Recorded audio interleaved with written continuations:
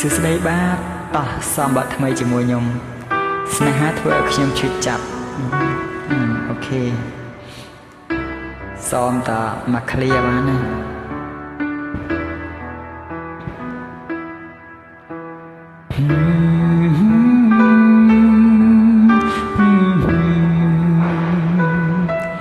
គ្មានស្នេហា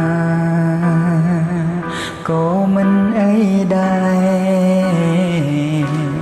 ពេលមានស្នេហ៍ខ្ញុំសែនឈឺផ្សាលែងចង់ខ្វល់ខ្វាយពីស្នេហារុំធម្មតាមិនឈឺដូចមានស្នេហ៍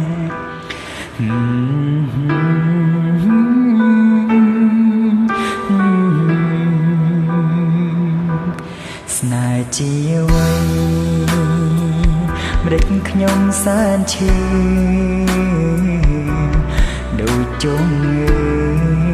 គ្មានថ្នាំព្យាបាលស្ទើរឈួតលប់ដោយសារស្នេហាសូមសញ្ចាខ្ញុំនឹងជប់មានស្នេហ៍